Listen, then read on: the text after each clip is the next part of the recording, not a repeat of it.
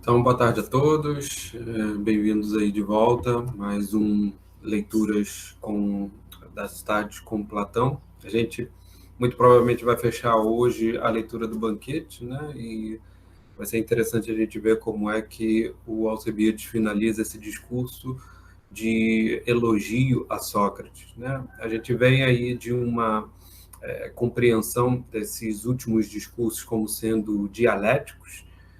Eu tinha me referido a isso com relação ao discurso do Agatão, do Sócrates, e agora com relação ao discurso do Alcebiades. Por que dialéticos? Porque eles implicam, né, o autor na própria imagem em que eles estão apresentando, né? Existe aí uma dialética entre o elogio que é feito e o autor do elogio, de modo a que o autor se manifeste no momento em que ele se põe a elogiar, né? Assim é feito com relação à imagem de Eros em Agatão, com a ascensão erótica de Diotima em Sócrates e, por fim, aí as implicações da relação erótica do Alcebiades com o Sócrates. A gente viu como o Alcebiades está implicado aí nessa proximidade e distanciamento, né, que ele acaba tendo com relação a Sócrates e à sua própria posição nessa relação erótica.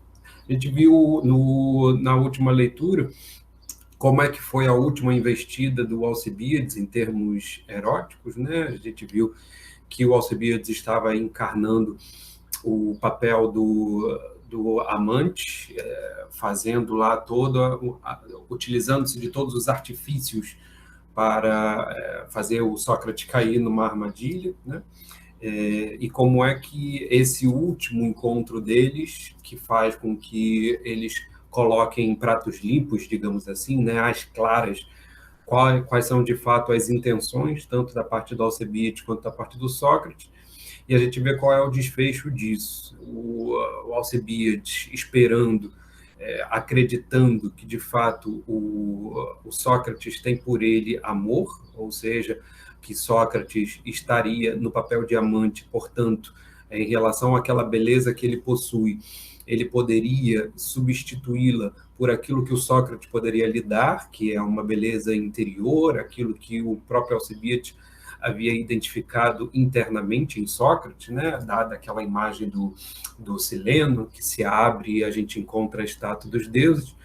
O que se revela nesse último encontro é que o Sócrates, na verdade, não cumpre o papel do amante, né? A todo momento ele está se recusando a cumprir o papel do amante e coloca em termos, inclusive, pejorativos, né? Depreciativos, melhor dizendo, para confrontar o tipo de beleza que o Alcebiades imagina ver em seu interior com aquela que o próprio Alcebiades sustenta externamente, né? Dizendo que se ele se pusesse a fazer essa troca com Alcebiades, no fundo estaria trocando ouro por cobre, né? Ouro por bronze. É interessante essa relação, porque a gente viu que medida ela pode ser entendida como uma crítica geral à espécie de paidagogia, né? Aquela pederastia pedagógica que existia na Grécia, de que maneira o Sócrates parece estar condenando ou criticando esse tipo de relação, na medida em que o mais jovem, tendo aí a única coisa a ser trocada, né? Essa sua beleza externa, que é desejada pelo amante, que é o mais velho, esse amante, ao trocar com ele, né, aquilo que de fato dá valor à alma, que é a nobreza e a virtude, estaria aí fazendo uma troca um tanto injusta, para dizer o mínimo, né? Essa crítica, por assim dizer, que a gente pode dizer que está aí no fundo desse tipo de ilustração que Alcebiades está fazendo com Sócrates, merece aí uma recordação, né? Parece a gente sempre rememorar para sabermos, afinal, em que medida esse tipo de proximidade que os gregos vivenciaram, né, entre um mais velho e um mais moço, no intuito de fazer com que esse mais moço entrasse na vida pública da cidade a partir da condução desse mais velho, a partir, portanto, da educação que esse mais velho pudesse oferecer, estava aí sendo colocada em questão pela própria filosofia e o tipo de filosofia que o Sócrates estava aí encarnando. A gente viu também que o Alcibíades faz um elogio de Sócrates, não em vista apenas desse tipo de... A gente vê como é que essa frustração, né, do Alcibíades em relação às investidas que ele faz com o Sócrates são elogiadas por ele. Ao mesmo tempo, o Alcibíades se sente revoltado, né, odiando Sócrates, mas ao mesmo tempo se sente admirado daquele tipo de personalidade, porque de certa maneira ele vê o Sócrates como alguém estranho, né? Alguém com uma estranheza admirável. E essa estranheza se dá em relação, sobretudo, a um termo que vai ficar marcado no discurso do Alcibíades, que é o termo da carteria, né? A carteria, que a gente pode traduzir aí por uma espécie de contenção, de domínio de si, né? Faz com que o Sócrates se mostre frente a determinadas necessidades físicas comuns aos seres humanos e que, portanto, geraria um determinado tipo de comportamento necessário, né? Se você tem sede, por exemplo, você teria o comportamento necessário de beber. Se você tem fome de comer, se você tem desejo, né, pela beleza do outro, você teria desejos sexuais, né? Realizaria os desejos sexuais. Toda essa, não só indomável, né, mas, de certa maneira, né, essa forma como ele se mostra é indomável, mas ela se mostra exatamente como tendo um alto domínio sobre si, né? É assim, pelo menos, como o Alcibíades coloca.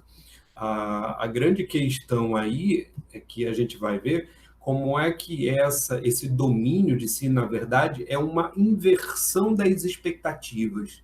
Tá?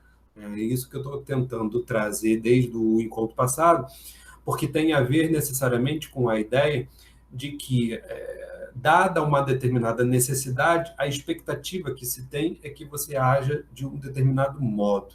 Então, portanto, dada a beleza do Alcibíades, o Alcibíades imagina que o Sócrates seria seduzido por essa beleza, como todos os outros, e, portanto, agiria frente à possibilidade de possuí-lo, né, exatamente possuindo. A grande questão é que o Sócrates se mostra contrariando, digamos assim, as expectativas.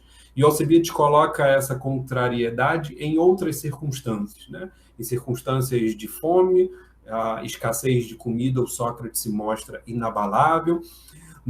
Em situações de muita bebida, né? Excesso de bebida, ele se mostra não bêbado, incapaz de ser acometido pela bebedeira, digamos assim.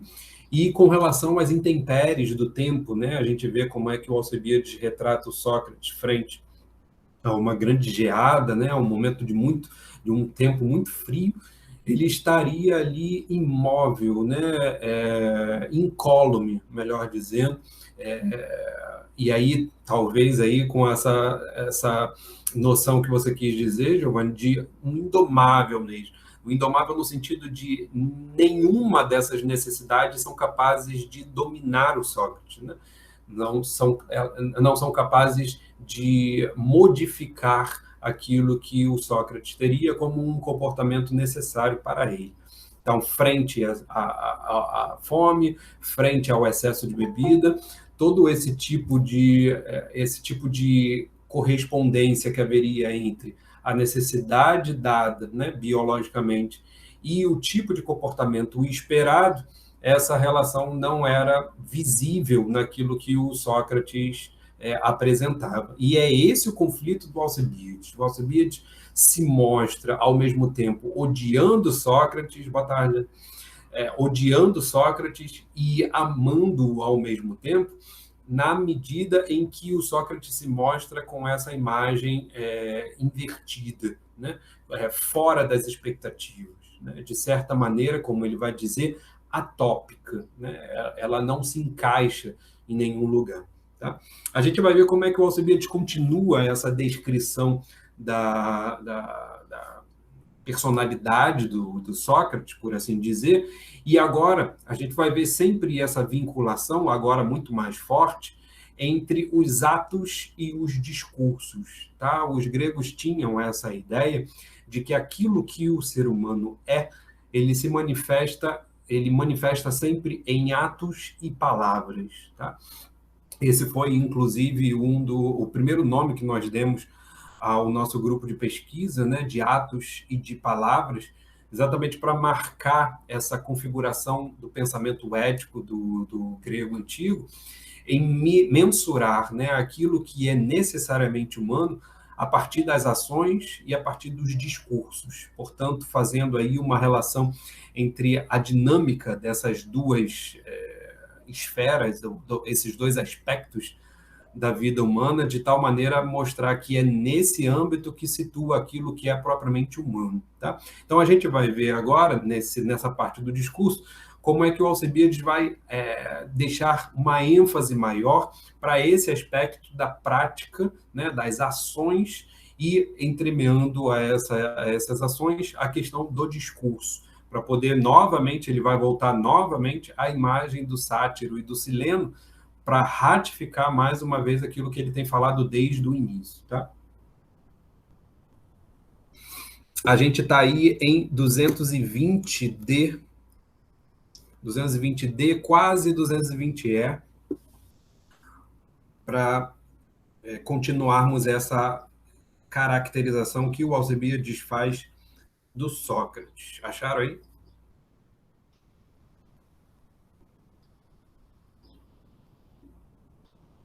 A gente também viu nesse finalzinho aí da caracterização, né, do como é que o Sócrates se posiciona frente às circunstâncias temporais, né, e aquela necessidade que seria natural ao ser humano. Ele, inclusive, tem aí um momento de êxtase, né, de ficar durante o dia todo paralisado, pensando, quando seria de se esperar, né, que ele tivesse ali outro tipo de atitude.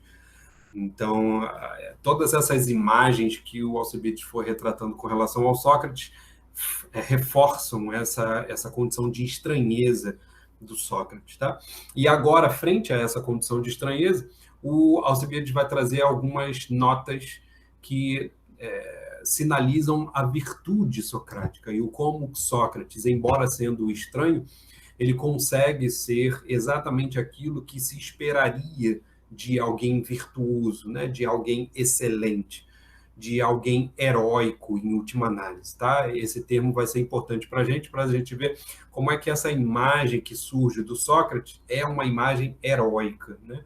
É, de certa maneira, uma forma que o Alcibiades tem de pintar heroicamente esse seu amor por Sócrates. Ele continua: se quiserdes, vejamo-lo nos combates. Neste particular, também seremos justos. Na batalha em que os comandantes me concederam a láurea da coragem, a este homem e a mais ninguém devia minha salvação. Ferido como me achava, não quis abandonar-me e me levou com minhas armas para o lugar seguro. Do meu lado, Sócrates, insisti com os generais para que te conferissem o prêmio. Não tenho medo de que sobre isso me censures ou digas que é mentira. Porém, os estrategos, levando em conta minha posição e desejando mesmo distinguir-me, tu te mostraste mais empenhado do que eles para que o prêmio me fosse conferido.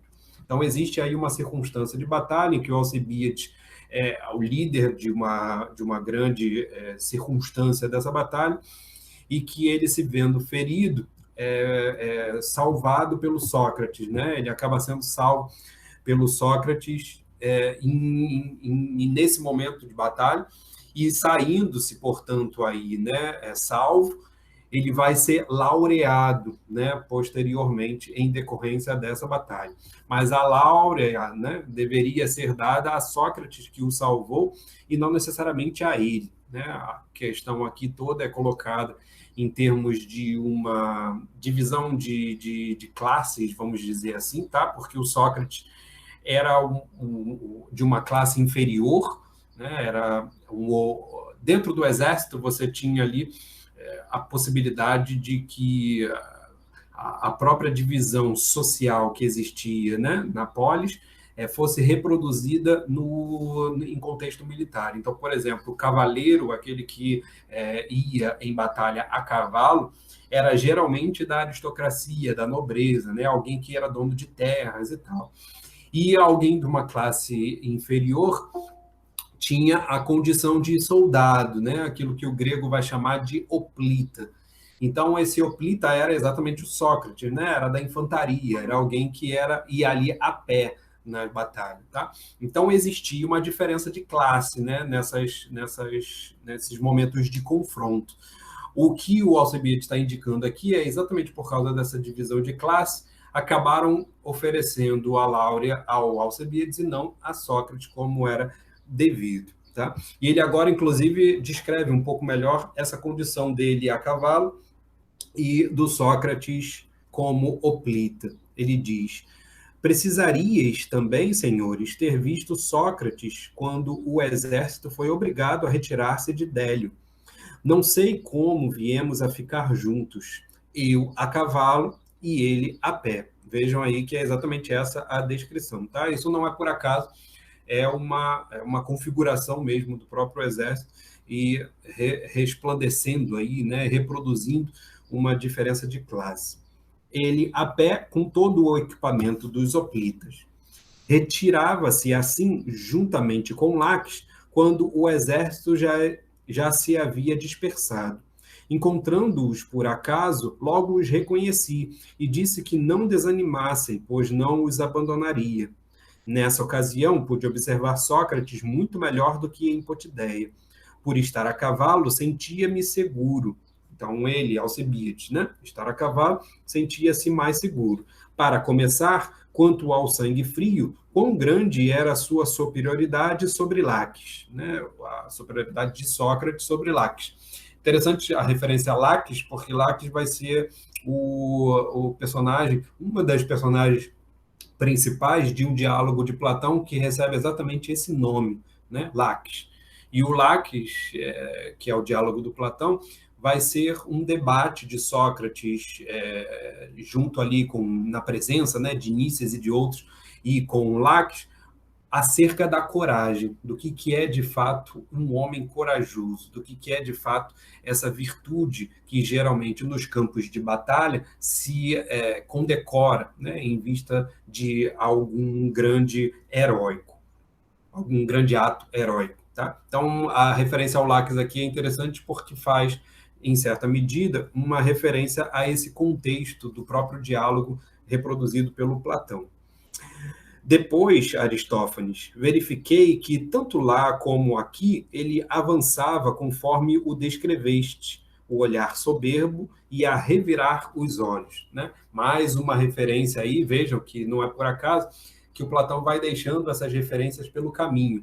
A primeira referência ele faz com relação ao Laques, claro, não a primeira, né? Mas uma delas aqui, pelo menos nesse dia de leitura, uma com referência ao Laques, e é interessante que no Laques aparece lá uma menção dos generais, né, Nícias e o outro, conversando acerca do que seria propriamente o diálogo socrático, né, o que é conversar com Sócrates, e conversar com Sócrates, em última análise, é prestar contas sobre a própria vida, né, independente daquilo que você estiver falando, você vai acabar prestando contas de si mesmo, porque você vai sempre se colocar no discurso, tá? É por isso que eu havia chamado esses últimos discursos do banquete de discursos dialéticos, exatamente porque o autor acaba se colocando no discurso.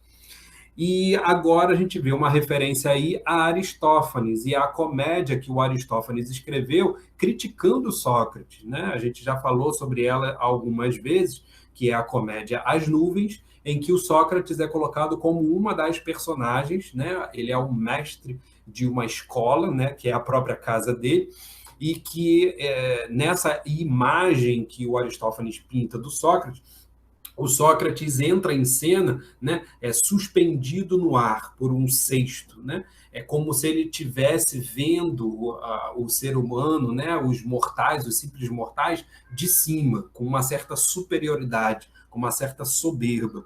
Então, o que o Alcibiades está indicando aqui é que aquilo que o Aristófanes retratou, ele acabou vendo na batalha, no momento de batalha. Sócrates ali se mostrando muito mais valoroso que o Laques, mostrava um certo tipo de soberba, né? Um certo tipo de olhar os outros de cima. Tá? E é exatamente isso que ele indica aqui, como tendo uma imagem já retratada lá no Aristófanes. De certa forma, dizendo que o próprio Aristófanes também disse a verdade sobre Sócrates. Tá? Então, aqui vinculando esse conjunto de pareceres sobre Sócrates como sendo verdadeiros, tá? Tanto do Laques, quanto do Aristófanes, né? Quanto do próprio Alcibiades. Observava calmamente à direita e à esquerda amigos e inimigos, deixando a todos manifesto, até de longe, que se alguém atacasse este homem, ele saberia defender-se. Por isso mesmo, retirou-se sem ser molestado, ele e seu acompanhante. Raramente são atacados nas retiradas os soldados com semelhante disposição. O inimigo só persegue os que fogem em debandada. Então, essa retirada do exército, né, e a presença do Sócrates ali de uma maneira soberba, evitou que os inimigos acabassem atacando aqueles soldados. Muitos outros fatos ainda poderia ser lembrado neste elogio de Sócrates, e todos admiráveis, mas em muitas atividades talvez se pudesse dizer a mesma coisa de outras pessoas. Todavia, o não parecer-se com ninguém, e olha que esse é o ponto-chave, né, para a gente entender, afinal, o que o Alcibiades ama tanto no Sócrates, ele diz, todavia, o não parecer-se com ninguém, nem entre os amigos, nem entre os antigos, nem entre os modernos, eis o que é verdadeiramente de espantar. Por exemplo, o que foi Aquiles no passado poderia encontrar paralelo em Brásidas e mais alguns, do mesmo modo que Péricles poderá ser comparado a Nestor e a Antenor. Então, veja, existem dois âmbitos aqui que são contemplados pela caracterização do Alcibiades.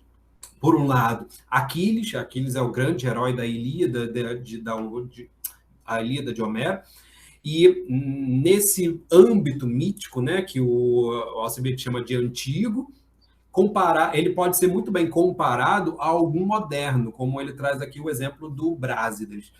Por outro lado, existe um outro tipo de figura, né, um outro tipo humano, que estaria aí referida a Nestor e a Antenor, que são aí essas figuras antigas ou míticas, e podem ser trazidas para o âmbito moderno, ou seja, para o nosso tempo, né, para o tempo que o Alcibiades vivia, na figura de Péricles.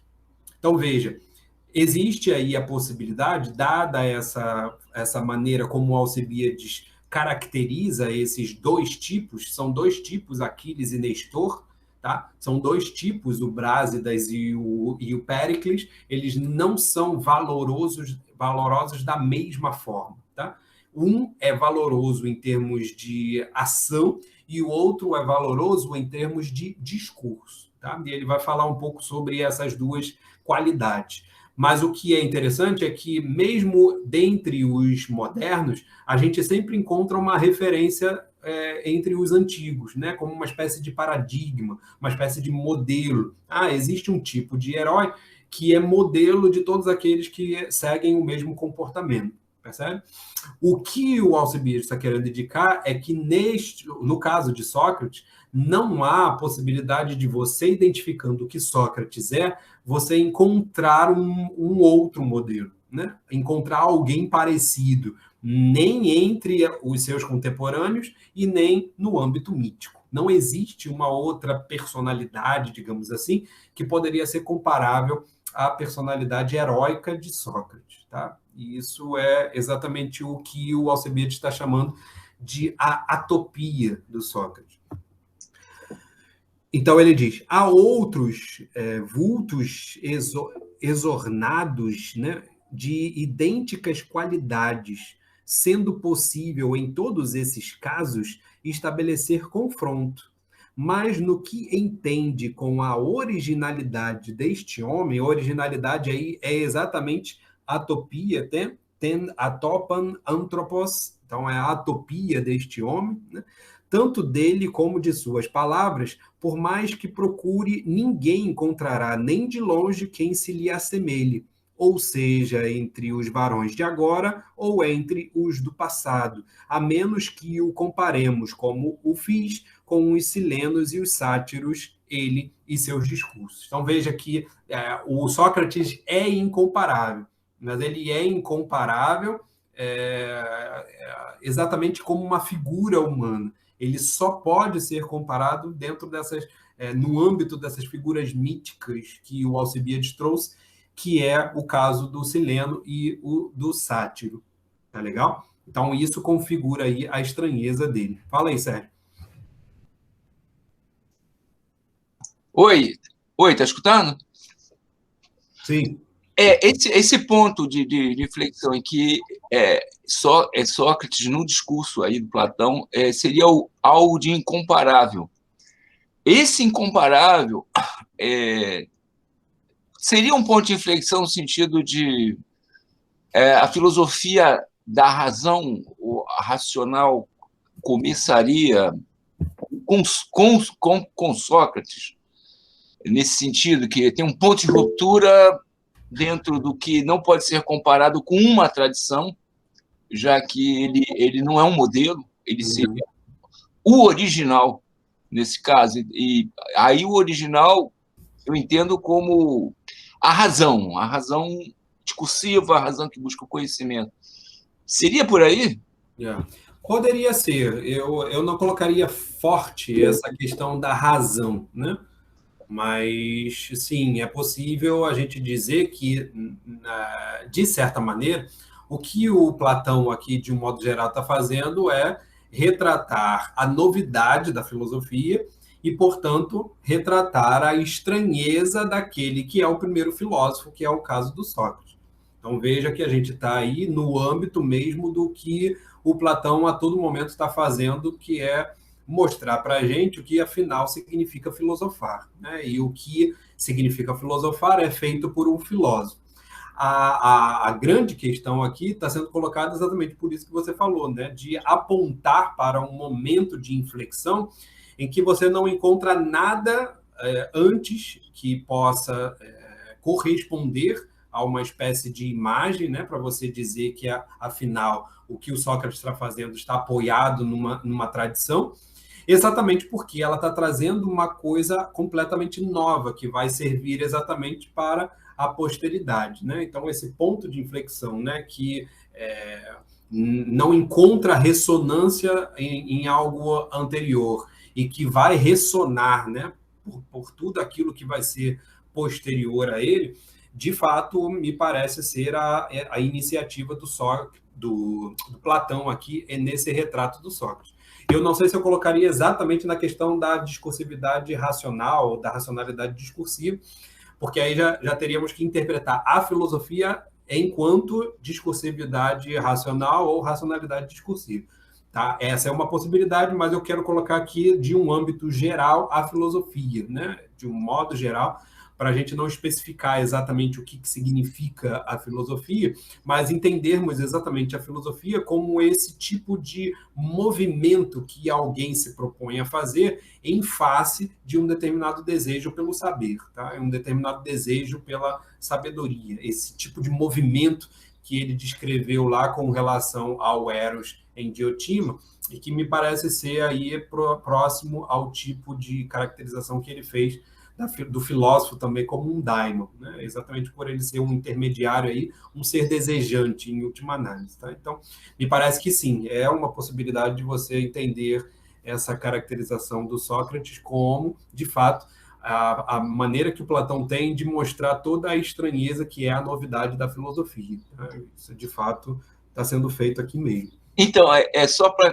complementar, racional fica talvez muito forte, mas tem uma conotação de o primeiro filósofo.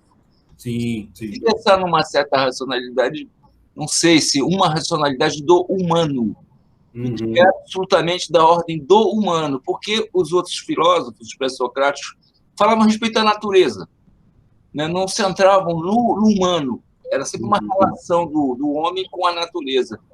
E, não sei, posso estar enganado, mas com Platão é o momento em que ele fala dessa, vamos dizer assim, racionalidade ou dessa essência do humano.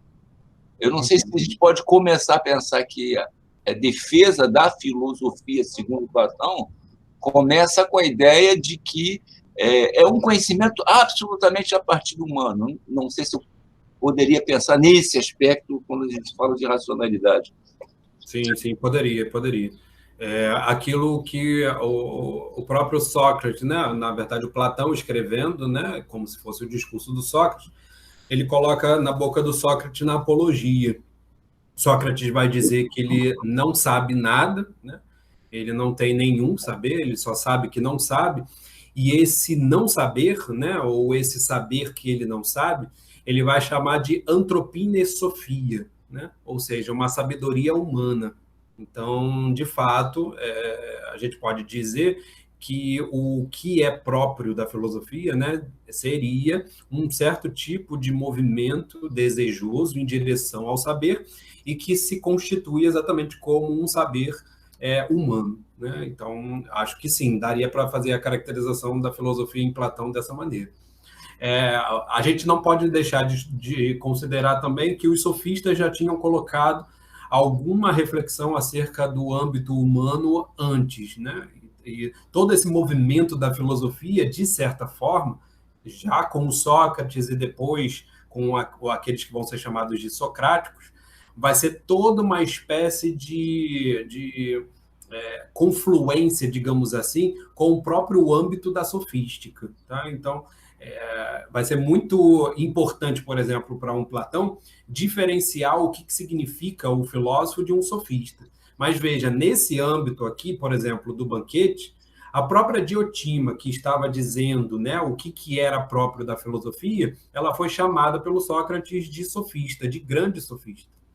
Então veja que a coisa aqui ainda não está muito delimitada, digamos assim, naquela força que vai aparecer, por exemplo, em outros diálogos, como a República, às vezes o próprio Protágoras, né, o diálogo Protágoras, em que coloca ali o Sócrates e o Protágoras frente a frente, e, sobretudo, no Gorgias, né, que é o grande diálogo que faz essa distinção, essa diferenciação.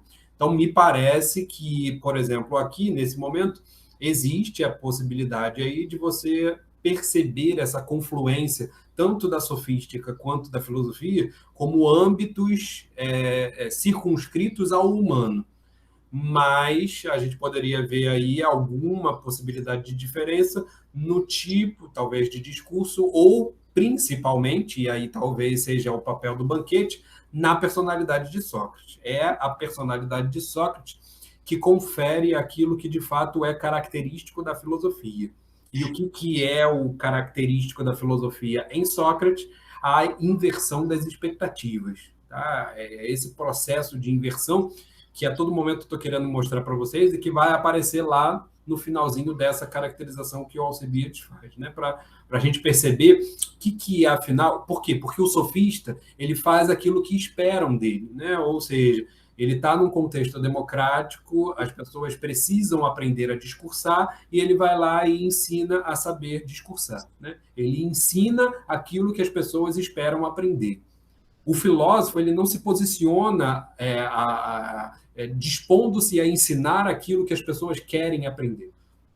Percebe? É esse estranhamento, é esse choque que a gente já leu, né, que o Alcibiades sentiu de ter encontrado a si mesmo e, às vezes, recusar a ver isso, né? Ele chega a um momento que ele recusa, ele não quer mais saber aquilo que ele está vendo junto com Sócrates. É exatamente esse tipo de movimento que a filosofia faz. Ela faz um movimento de estranhamento, né? No sentido de a gente, no momento em que está filosofando, a gente não está necessariamente indo em busca daquilo que a gente quer, né? No sentido superficial do termo, e sim no sentido essencial.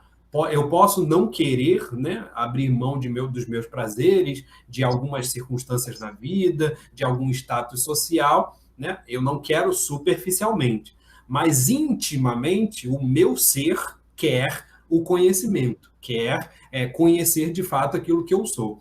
Então, era essa estranheza que o Alcibiades encontrou no Sócrates, né? E é essa estranheza que, de fato, a filosofia provoca. Era uma coisa diferente, por exemplo, daquilo que o sofista fazia. Então, veja que são âmbitos que falam sobre o ser humano, mas de modos diferenciados, né?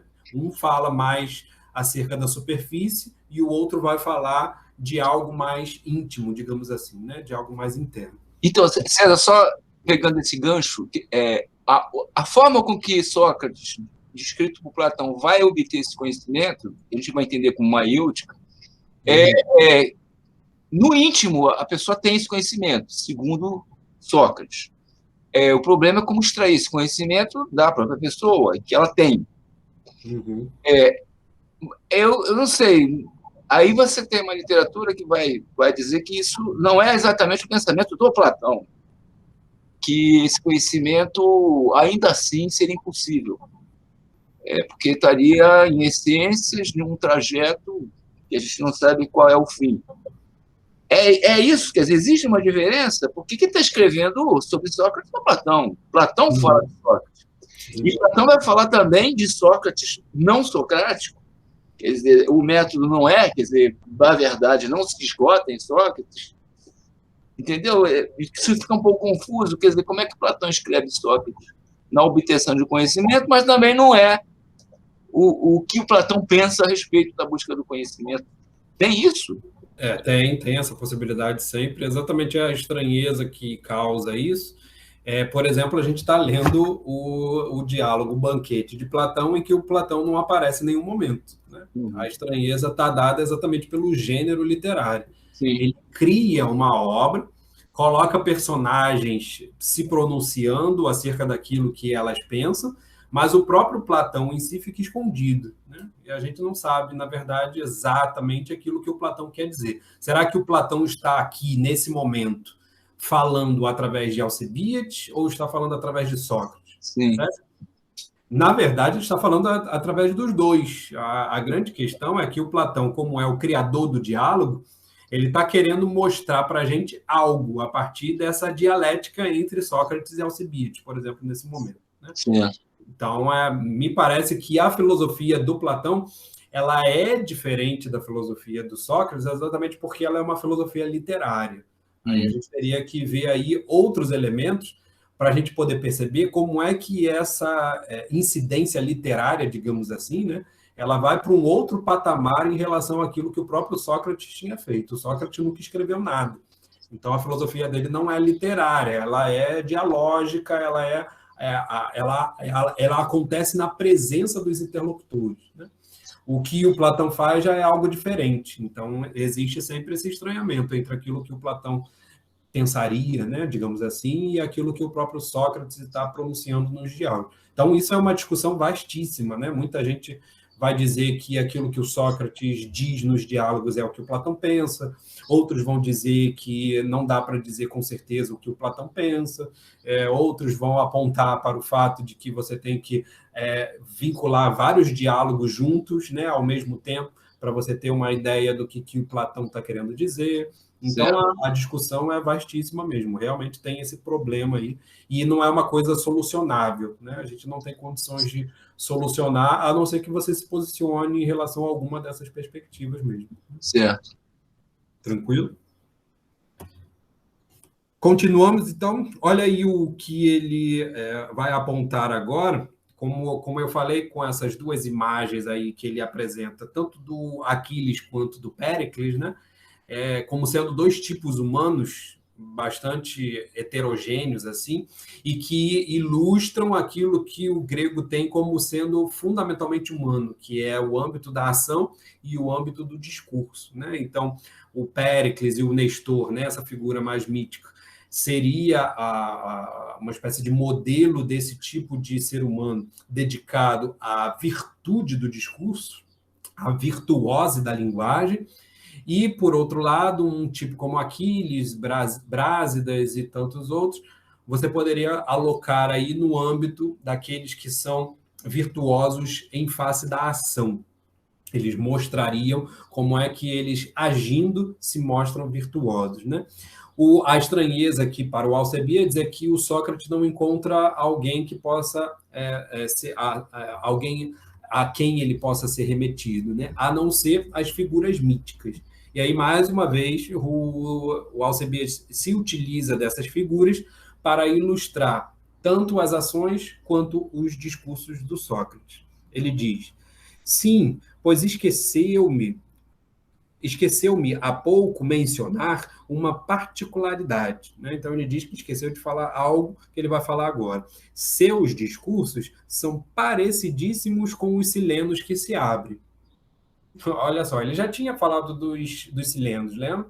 De como é que o Sócrates se parecia com os silenos, porque monstruosos por fora, né? Superficialmente dando uma falsa impressão, internamente traziam algo de belo.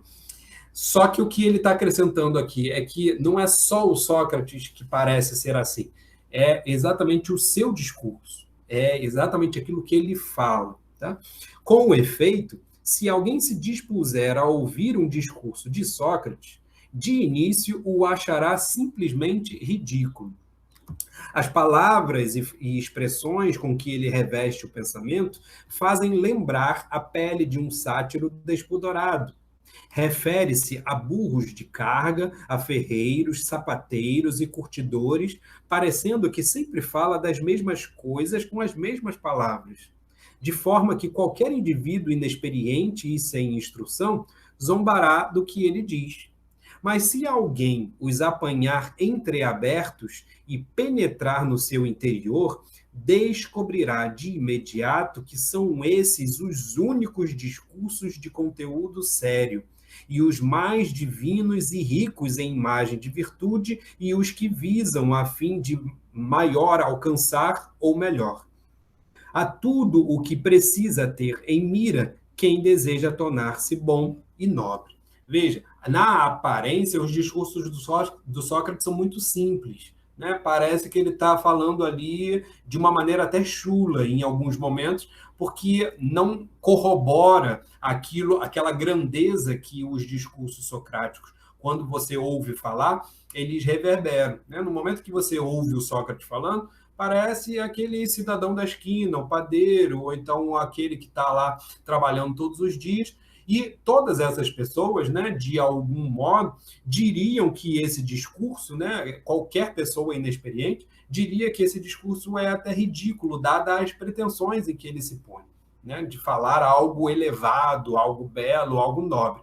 No entanto, no momento que você abre esse discurso, né, descompacta esse discurso, você acaba encontrando no interior a única coisa que faz, de fato, um discurso ser sério, né? Vai dizer o Alcebiades, é que ele, de fato, conduza, né, aqueles que querem ser conduzidos ao que faz com que os homens se tornem nobres e bons, né? E que em grego aqui é kaló, ka-agató. É o símbolo para o homem grego daquilo que de fato significaria ser virtuoso, né? Kaló, belo, e ka-agató, bom, né? Então, ser belo e bom é ser tudo aquilo que o grego precisava ser para ser alguém benquisto, né? Alguém com honra, alguém considerado como alguém digno dentro da polis. Então, para se tornar esse tipo de ser humano, vai dizer o Alcibiades, nada melhor do que ouvir os discursos de Sócrates. Mas veja, na aparência, esse discurso não tem nada de elevado, muito pelo contrário. E é esse estranhamento sempre, né, de o Sócrates ir contra as expectativas, trazendo um discurso chulo para mostrar algo elevado, é aquilo que faz essa estranheza do Sócrates, né, essa atopia. Tudo isso, senhores, admiro em Sócrates. Entremeei censuras no seu elogio e vos contei os passos em que ele me ofendeu. Porém, não foi a mim somente que ele tratou dessa maneira. A mesma coisa fez com Cármides, filho de Glauco, com Eutidemo, filho de Diocles, e com muitos outros que ele enganou, fingindo-se amante para revelar-se, por fim, simples amigo. Né? Não é necessariamente amigo aí que o grego diz, tá? O que o grego está dizendo é que o Sócrates, fazendo-se de Erastés, ele se coloca como um anti-Erastés, né? Ou seja, como aquele que não está amando, né? Ou que não está na posição de amante, que é exatamente aquilo que a gente viu no encontro passado, o Alcibiades denunciar o Sócrates, né? O Sócrates, a princípio, parecia, né, desejar a beleza do Alcibiades e, de certa maneira, ele acaba se mostrando como um não amante, tá? Ele dizia com simplicidade o que deveria ser dito, né? Aquilo que é o mais importante a ser dito, né? Ele, inclusive, no momento em que ele vai discursar, né, no banquete, ele diz: eu não tenho todas as pompas, né, que o discurso do Agatão teve, por exemplo, porque eu não sei falar dessa maneira. A maneira que eu sei falar é uma maneira ali franca, né, do dia a dia, aquela maneira que de qualquer outra forma tem como característica falar a verdade, né? Então, o Sócrates, já no início do seu próprio discurso, havia colocado essa qualidade da sua fala, né? O modo como isso o diferenciava dos demais também, né? Então, de certa forma, a caracterização do Alcibiades é importante, né, que essa caracterização do Alcibiades vem depois de tudo aquilo que já aconteceu no banquete. E mostra, em certa medida, que Alcibiades conhece o Sócrates, porque ele, inclusive, não viu o que aconteceu antes. O Sócrates tinha acabado de falar, tinha feito todo esse tipo de discurso, e ele está revelando exatamente aquilo que foi o que aconteceu antes dele chegar, né? Então, pelo testemunho do Alcibiades, digamos assim, né, a gente fica conhecendo a verdade daquilo tudo que aconteceu antes. E por que, de certa forma, aquilo que aconteceu antes comoveu tanto as pessoas que estavam ali em volta, né? Por quê? Porque essa é a característica própria do discurso socrático, como o Alcibiades vai deixar aqui claro no finalzinho do seu discurso, tá? Mas ele aponta aí para o fato de que o Sócrates parece ter esse tipo de comportamento, de se revelando Erastés, ele, na verdade, se mostrar um anti-Erastés, né? Como está aí em grego. A ti, Agatão, é que me dirijo neste momento, Agatão, que me dirijo neste momento. Não te iludas com este homem, aprende conosco e não queiras ser como o tolo do provérbio, que só ficou esperto à custa de pancada, né? Esse é um provérbio lá que existe já desde Hesíodo, que o tolo, né, é aquele que só aprende por meio do sofrimento, né? Não aprende pela sabedoria, mas pelo sofrimento. O Alcibiades está chamando a atenção aí no final do seu discurso a Agatão para que ele se precavenha, né? Para que ele não venha a ser ludibriado por esse tipo de estratégia que ele acabou denunciando ao Sócrates. Esse é o final do discurso do Alcibiades, e a gente vê como é que, nesse tipo de discurso, o que o Alcibiades fez? Ao mesmo tempo, o elogio daquilo que o Sócrates é aos seus olhos, ao seu testemunho, ao mesmo tempo que vai denunciando as estratégias que o Sócrates tem, né? Se ele teve que fazer o elogio do Sócrates enquanto uma personalidade, né? Portanto, alguém que foi para ele objeto de amor, né? Para Alcibiades, ele fez isso mostrando, inclusive, cruamente, aquilo que é, de fato, o que faz a atopia do Sócrates, a estranheza do Sócrates. E essa estranheza está em todo momento se mostrar invertido. Tá? Eu quero frisar bem essa questão da inversão, porque ela me parece ser o ponto central aqui para a gente entender exatamente o tipo de comportamento que caracteriza essa personalidade socrática. Né? E olha, vai acontecer exatamente o tipo de inversão pretendida aqui e agora, no momento em que o Sócrates vai responder esse finalzinho do discurso do Alcibiades. Quando o Alcibiades termina, olha o que o Sócrates diz. Quando Alcibiades acabou de falar, todos riram da sua franqueza, por parecer que ele ainda era apaixonado de Sócrates. Então veja que tem aí uma ideia geral de que, de fato, ao que parece, o Alcibiades ainda cumpre esse papel de ser um Erastés de Sócrates, o que seria um tanto risível, né? Porque o Alcibiades é mais novo que o Sócrates. Então falou Sócrates: dás-me a impressão de não teres bebido, Alcibiades, lhe disse. Então ele vai inverter a postura do Alcibiades. O Alcibiades, a todo momento, ele já chega bêbado, ele diz que vai fazer um discurso embriagado, e exatamente porque é um discurso embriagado, ele vai dizer a verdade. Né? Vocês lembram disso? O Sócrates vai inverter isso e vai dizer: olha, me parece que você não está bêbado. Olha, lhe disse: de outra forma, não terias conseguido ocultar tão habilmente nesses circunlóquios o objetivo principal do teu discurso. Então ele diz: ó, você não parece estar bêbado porque em todo o seu discurso você conseguiu ocultar a finalidade dele. E a finalidade dele se revelou agora no finalzinho, na última frase. É isso que o Sócrates está querendo apontar. Para revelá-lo somente no fim, como se tratasse de matéria secundária, e não houvesse dito tudo aquilo com o propósito de malquistar-me com Agatão, por estares convencido de que só eu é que devo amar-te, mais ninguém, e que Agatão, por sua vez, só pode ser amado por ti. Porém, não nos enganaste. Compreendemos perfeitamente teus silenos e teu drama satírico. Não permitamos, meu caro Agatão, que ele venha a ganhar com isso, e não deixes que alguém semeie a desunião entre nós dois. Veja a estratégia do Sócrates agora, né? No finalzinho do discurso. O discurso já não é mais o elogio a Sócrates, né? No finalzinho ele faz apenas um conselho ao Agatão.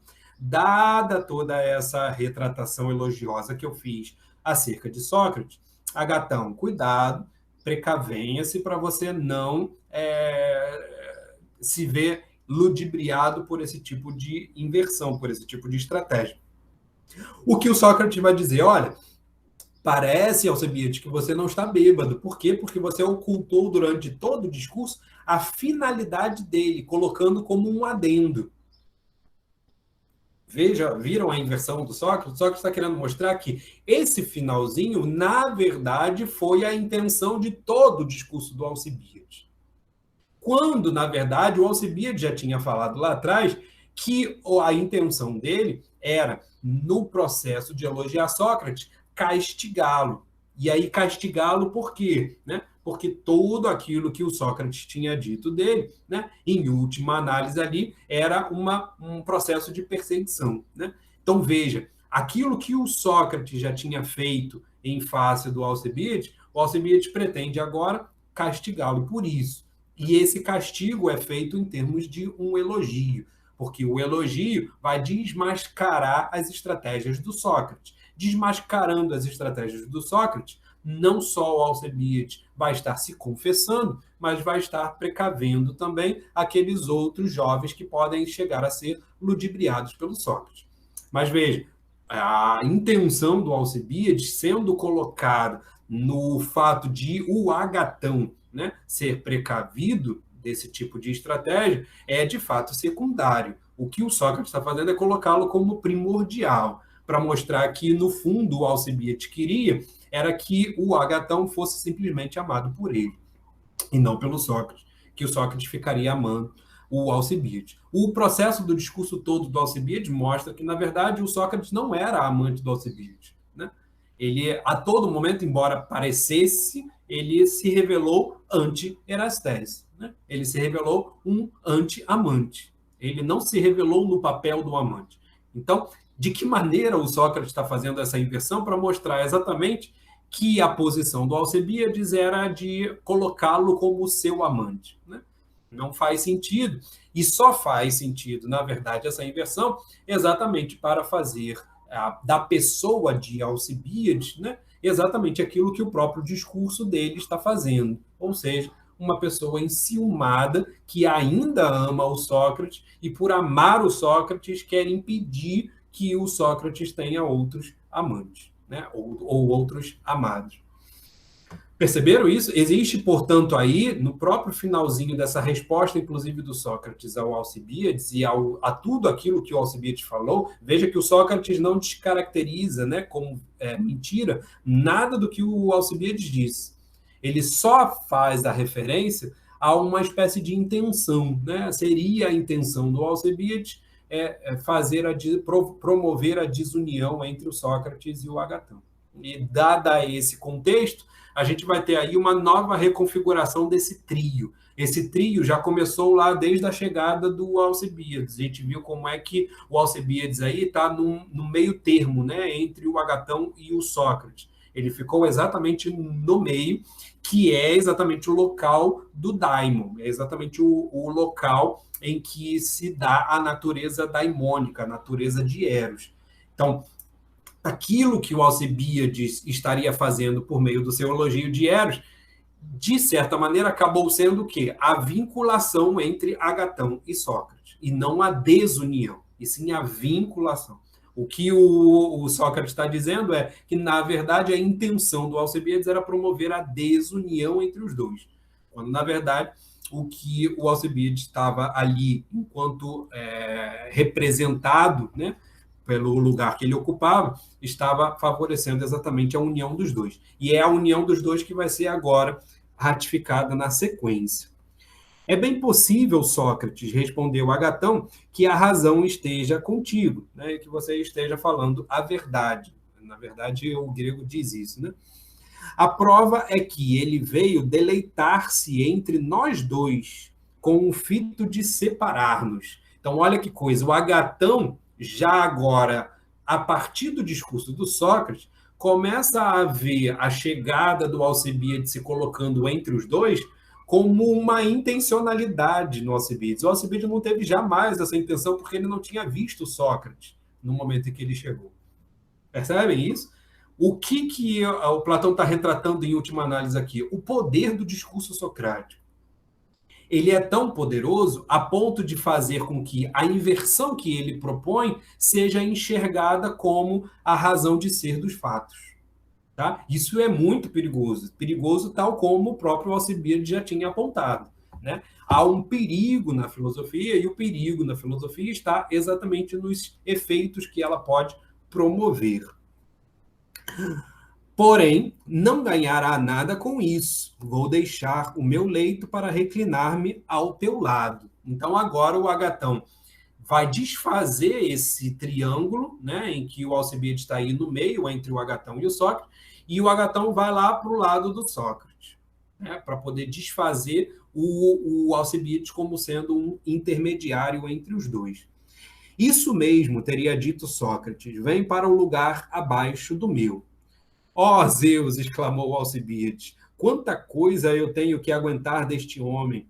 Está convencido de que precisa sobrepujar-me em tudo. Veja aí mais uma denúncia que o Alcibiades faz com relação ao Sócrates. Ao que parece, né, a intenção do Sócrates é sempre estar por cima, é sempre sobrepujar esse tipo de colocação que o próprio Alcibiades tinha apresentado com relação a ele. Dada toda a caracterização que Alcibiades faz sobre Sócrates, a iniciativa do Sócrates é sair por cima denunciando o tipo de intencionalidade escusa, digamos assim, ou as segundas intenções daquele que estava falando, no caso, o Alcibiades.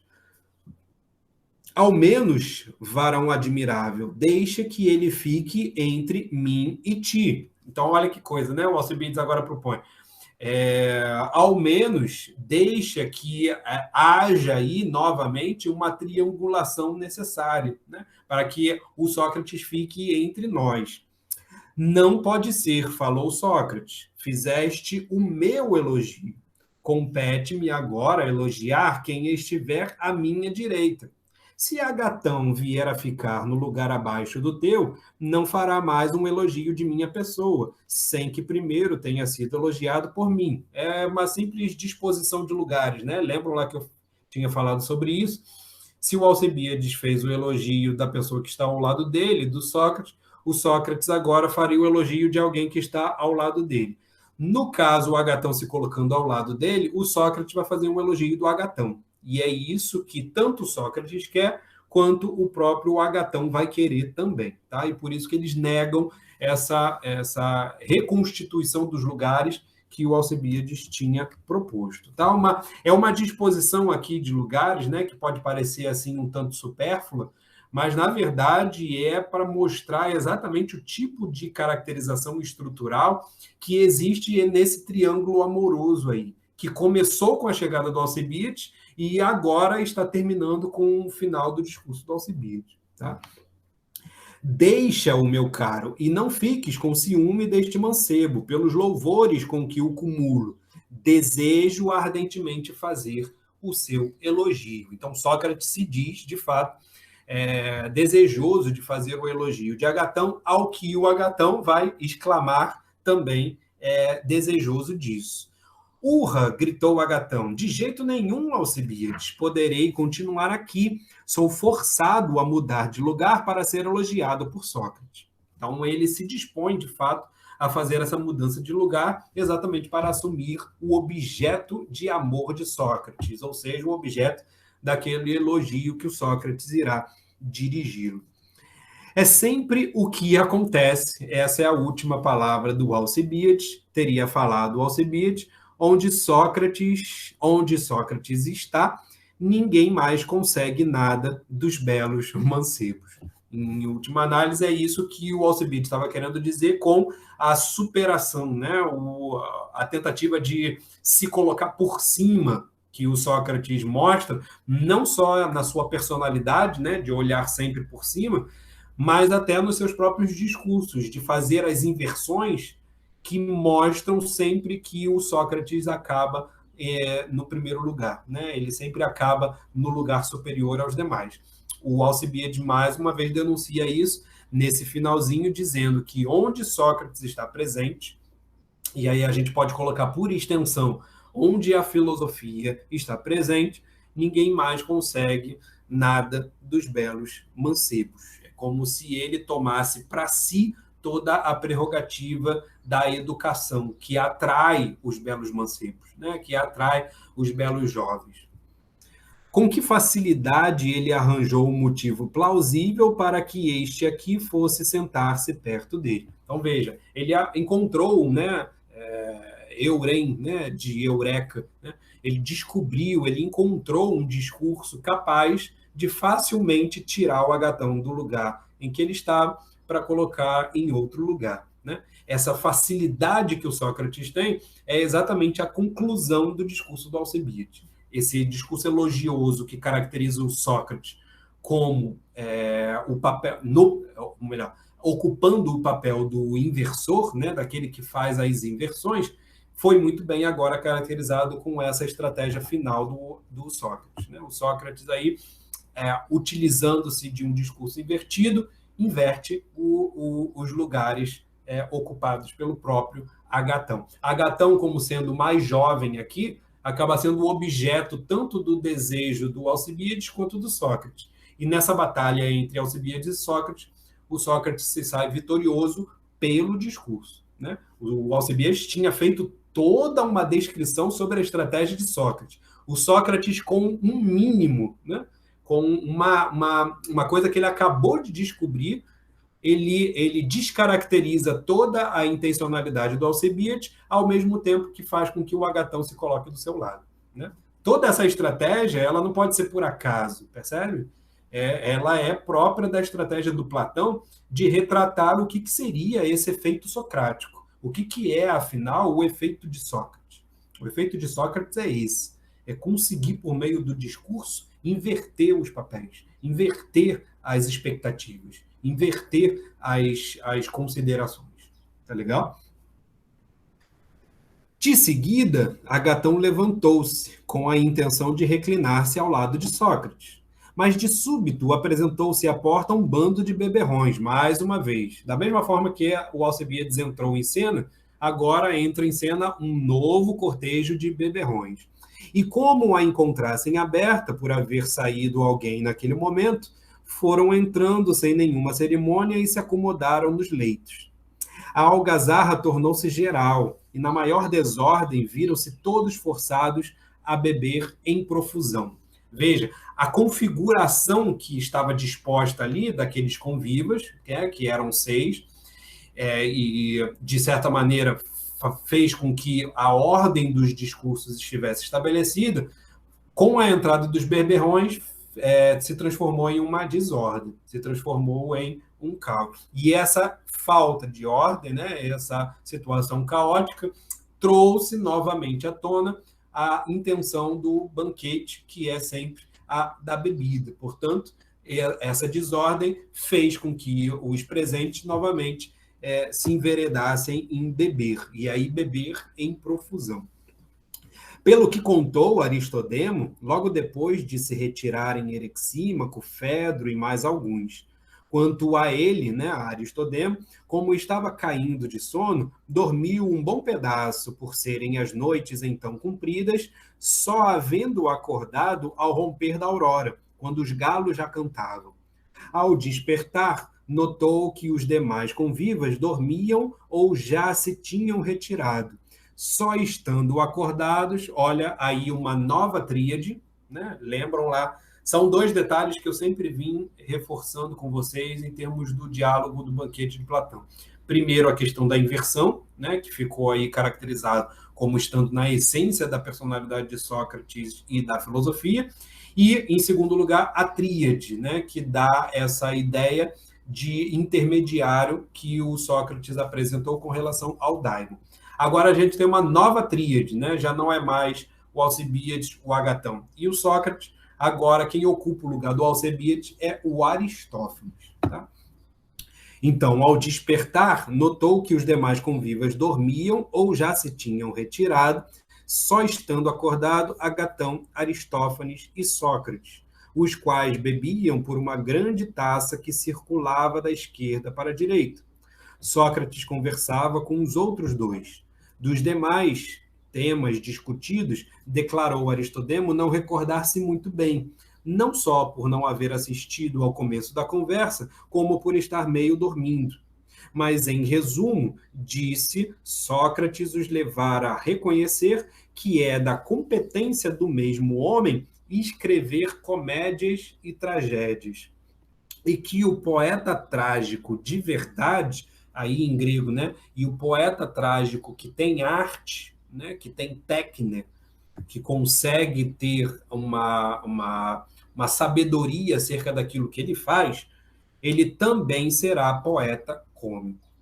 Algum tanto constrangidos, os 2 assentiram nessa conclusão, sem acompanhar muito de perto a exposição do outro, do Sócrates, por estarem cabeceando de sono. O primeiro a dormir foi Aristófanes, e já a dia bem claro, Agatão.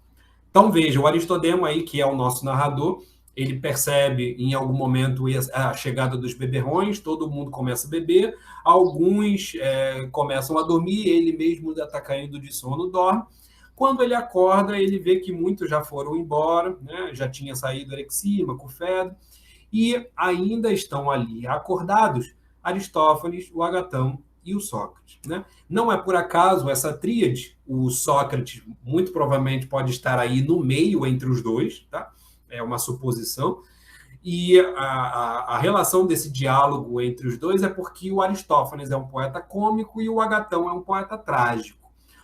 Sobre o que eles estariam conversando, vai dizer o Aristodemo, ele não conseguia recordar muito bem, primeiro porque ele não estava desde o início da conversa, e segundo, porque ele estava meio ainda sonolento, né? Mas ele se recorda de um detalhe que chamou a atenção dele, que é o seguinte: um poeta que tem arte, um poeta que sabe aquilo que ele faz, ele pode ser tanto ao mesmo tempo um tragediógrafo, um escritor de tragédias, quanto um escritor de comédia. Tá? E isso ele está falando para dois poetas, que são um tragediógrafo e outro comediógrafo.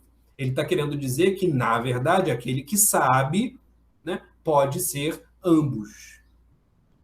E é essa a grande sugestão do Platão ao final do seu banquete. O Platão, como um criador de discursos, e aí, subentendido, como um dramaturgo, como um poeta, por ter uma técnica do discurso, ele pode criar, ao mesmo tempo, uma poesia que é cômica e trágica, ou comédia, ou tragédia. E é exatamente essa caracterização do diálogo do Platão. O diálogo platônico tem elementos de comédia, tem elementos de tragédia. A gente, inclusive, já riu aqui em alguns momentos do banquete e já vimos alguns momentos trágicos aqui em alguns discursos.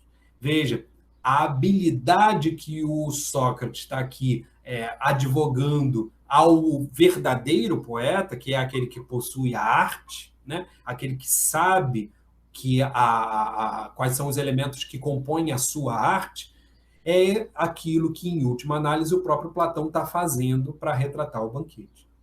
Então, Platão deixa como aqui subentendido, naquela resposta que eu estava dando para o Sérgio, que, em última análise, o lugar do Platão é a do poeta que sabe fazer arte e, portanto, sabe dispor tanto dos elementos cômicos quanto dos elementos trágicos. No fim das contas, no finalzinho, a gente pode dizer que o Sócrates está fazendo um elogio a Platão. Tá legal? E esse é um grande desfecho, né?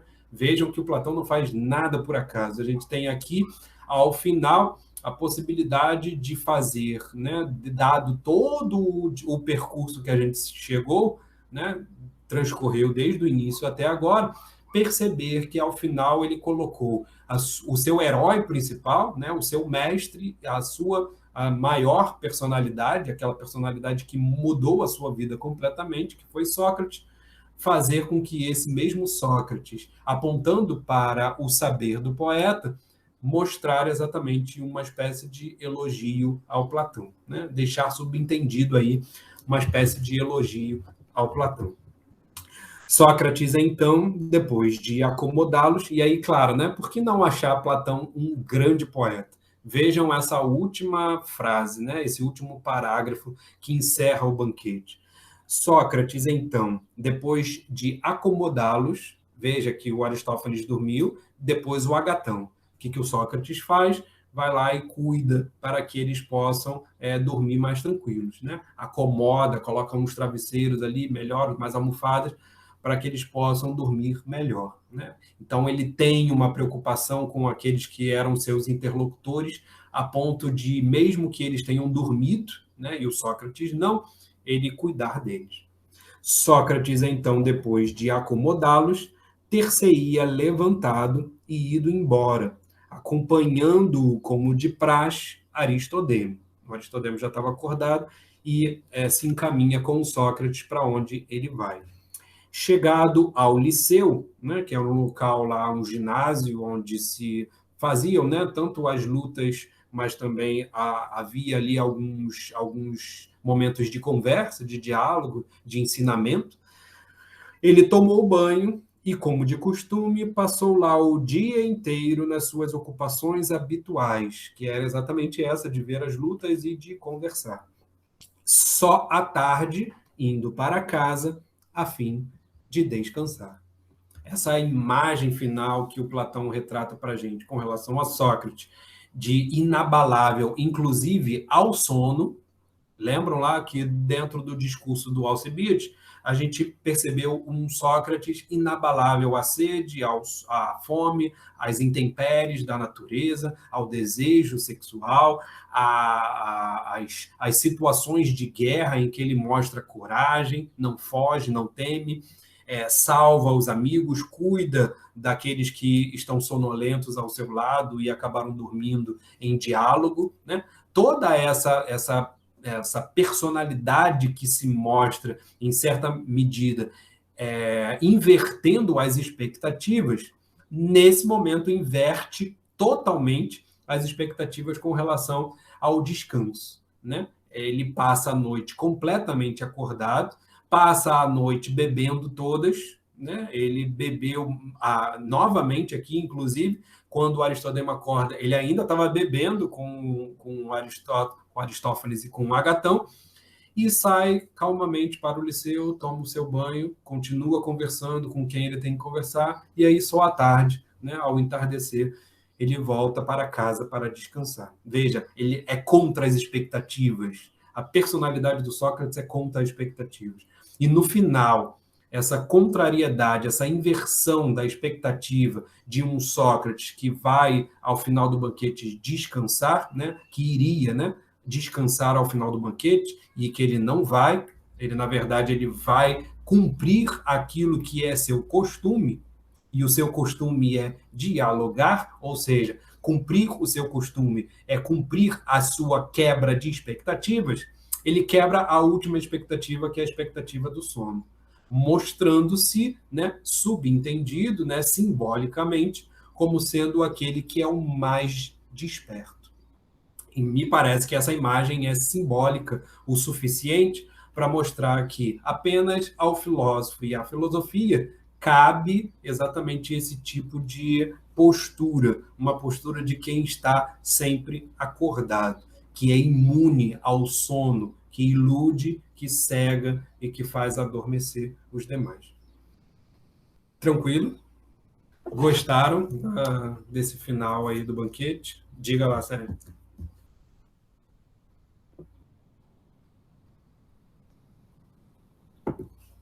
Sérgio? Oi, tá escutando? Diga, agora sim. Então, nesse final, então, foi exposto uma certa relação entre a filosofia e a arte. Sim. E a arte aí subdividida em um humor, a tragédia e a poesia. Mas, assim, tanto o humor quanto a tragédia, elas eram expostas de uma forma poética, né? E foi colocada aí uma forma poética, vamos dizer assim, do Sócrates. Mas esse tipo de poesia é uma poesia, vamos dizer assim, não é qualquer poesia, é uma poesia que fala a verdade, que falaria da filosofia, ou seja, uma forma poética de falar filosoficamente a partir de uma verdade, que é diferente da expressão poética que vai falar do humor, que vai falar da tragédia. E, então, assim, mesmo admitir... Aí a relação entre a arte e a filosofia, como é que é entendida? Que se desde que a poesia fale sobre a verdade, a arte estaria no mesmo platô que a filosofia, ou seja, na medida em que a arte não se atém a falar sobre verdade, ela estaria abaixo da filosofia. Como é que você vê essa relação que ele está fazendo entre a arte e a filosofia, em especial a poesia, que fala na verdade, e não qualquer poesia? Legal. Eu acho que você já deu a resposta aí. De fato, o que parece é dessa aproximação entre... Se eu digo, né, que eu estou supondo ali no finalzinho que o Sócrates está fazendo um elogio a Platão, eu estou chamando Platão de o poeta da técnica, né? Aquele que sabe exatamente o que a arte da poética possui e, portanto, sabe utilizar a poética a favor da filosofia. E ele sabe utilizar exatamente para mostrar, a partir da poesia, né, os efeitos, utilizando-se dos efeitos da poesia, indicar a verdade, indicar aquilo que é, de fato, o saber, né? Então, me parece que, sim, a proximidade que há entre filosofia e poesia é exatamente fazer com que a poesia, né, no seu exercício, ela aponte a verdade, né? Ela diga a verdade, ou ela induza ou conduza ao saber, né? Me parece que, dada essa prerrogativa, uma arte que tenha esse tipo de caráter seria uma arte filosófica. Então, sim, daria para aproximar as duas. Sim.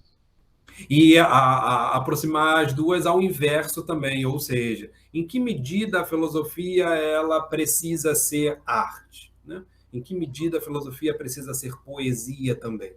Né? Em que medida a filosofia não é só ficar nos discursos racionais? Em que medida ela precisa? Em que medida o Platão precisou de todo esse arranjo dramático para mostrar para a gente uma verdade que é a verdade da filosofia? Sim. Me parece que esse caminho também pode ser traçado, né? E, em última análise, a verdade crua, né? Ou aquilo que a gente chamaria de um discurso abstrato, né? Ele, no fim das contas, ele não é capaz de indicar e de mostrar a verdade tão bem quanto seria, por exemplo, através da poesia. Então, existe uma imbricação aí entre filosofia e poesia, me parece, que isso vai ficar muito mais claro no Fedro, né? Mas no Banquete parece que está subentendido, que é essa ideia de, afinal, a filosofia não ser capaz de mostrar tudo aquilo que ela pode mostrar simplesmente pelo discurso da Diotima, percebe? Uhum. O discurso da Diotima é o mais abstrato de todos os discursos que aparecem no Banquete. Mas ele simplesmente não seria capaz de comover, de mover e de inspirar os leitores na medida em que mostra a verdade. Só o discurso poético seria capaz de fazer isso. E então a imbricação entre filosofia e poesia se dá exatamente pela junção daquilo que há de melhor nos dois, né? E em última análise, o Banquete é o símbolo disso, né? É o exercício poético da filosofia ou o exercício filosófico da poesia, né? Dependendo de como você queira ler isso, a gente pode encontrar as duas maneiras. Sim. Beleza, gente? Muito bom, então, ter estado com vocês durante toda essa jornada, né? Depois eu vou deixar lá um comentário no grupo. E até a próxima leitura, né? Eu acho que, de fato, a gente terminou... foi lindo, né? De fato, é um final... Eu falei que essa cena final era emblemática, né? Porque parece jogar para a gente agora, não apenas para Sócrates, mas também para Platão, né? Para a gente entender o que de fato o Platão estava fazendo até agora. E me parece, com essas indicações que eu havia dado aí para o Sérgio, de fato indicar para a gente como é que filosofia e poesia não só dialogam, mas estão implicadas aí nos seus fazeres, né? Eu só lamento não ter pego desde o começo, quando eu já peguei só o Banquete, mas mas está gravado, né? Vou ver, mas sim. Lamento não ter pego desde o começo. Você, a partir de agora, está pensando em fazer uma leitura de outro filósofo? Sim, vamos ver. Eu tenho essas duas demandas aí, né, que foram sugeridas aí, uma pela Ellen e a outra pelos alunos, de continuar com outro diálogo do Platão ou de ir para o Nietzsche, tá? Vamos ver aí. Eu vou votar pelo continuar com o diálogo de Platão mais um pouco. Vamos ver o que a gente acha mais interessante aí. Eu acho que, César, o Platão ele tem sido mal falado, mas pouco lido. Sim. Ultimamente, tudo bem, Nietzsche, fundamental, tem sido muito lido, mais falado e tal, Deleuze, enfim, mas Platão é muito mal falado e muito pouco lido. Então, assim, eu fico muito ávido de continuar. Com certeza. Claro, a gente não fecha também o programa, né? Porque o nosso programa é Tardes com Platão. Então, sim. Provavelmente a gente mudaria o nome do projeto, inclusive, né? Mas, muito provavelmente, a gente deve continuar. Então, eu vou depois pensar melhor em qual vai ser o diálogo e aí apresento para vocês depois. Ótimo. Tá legal? Então, muito gente, bom. Muito bom estar aí com vocês e até a próxima. Um abraço.